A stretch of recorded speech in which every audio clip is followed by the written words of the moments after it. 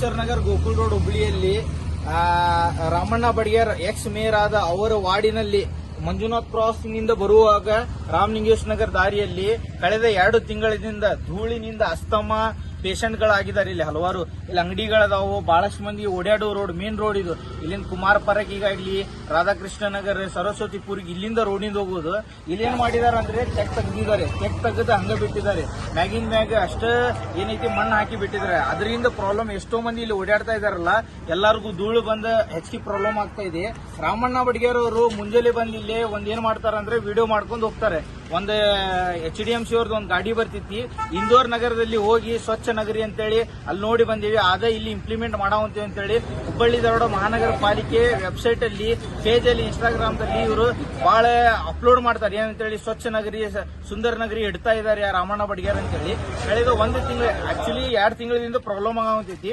1 ತಿಂಗಳಿಂದ ಅವ್ರಿಗೆ ಹೇಳಾವಂತೈತಿ 2 ಟ್ಯಾಂಕರ್ ನೀರರ ತರಿಸ್ರಿ ಅಂತೇಳಿ. ತರಿಸಿ ಮ್ಯಾಗಿಂದ ಬಿಡ್ರಿ, ಧೂಳರ ಕ್ಲಿಯರ್ ಆಕೈತಿ, ಉಳ್ಕಿದ ಮಣ್ಣ ಎಬಿಸಾಕ್ರಿ ಅಂತೇಳಿ. ಇವ್ರು ಏನ್ ಮಾಡ್ತಾರಂದ್ರ ಅವ್ರಿಗೆ ಮನ್ಸಿಗೆ ಹೆಂಗ್ ಬರ್ತೈತಲ್ಲ ಅವಾಗ ತೆಗಿಯೋದು, ತೆಗೆದ ಅವಾಗ ಕೆಲಸ ಮಾಡುದು, ಉಳ್ಕಿದ ಟೈಮ್ ಬಿಟ್ಟು ಹೋಗುದು. ಹಿಂಗ್ ಮಾಡಿ ಬಹಳಷ್ಟು ಜನರಿಗೆ ಪ್ರಾಬ್ಲಮ್ ಆಗುತ್ತಿತ್ತು.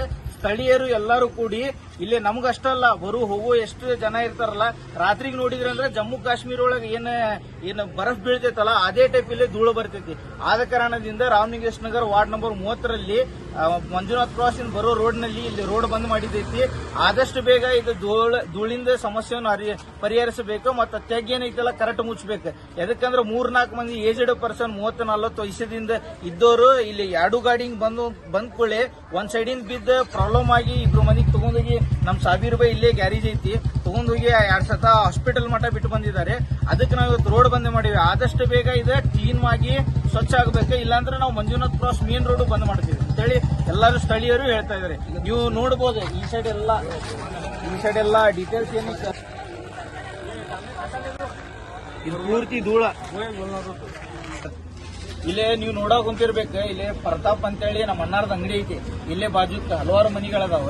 ಅವ್ರ ಅಂಗಡಿಯಲ್ಲಿ ಒಂದ್ ವ್ಯಾಪಾರ ಮಾಡೋರು, ಸಣ್ಣ ಪುಟ್ಟ ವ್ಯಾಪಾರ ಮಾಡಿ ಜೀವನವನ್ನು ಸಾಗಿಸೋರು. ಅವ್ರ ಅಂಗಡಿ ಒಳಗೆ ಧೂಳ ನೋಡ್ಬೇಕ.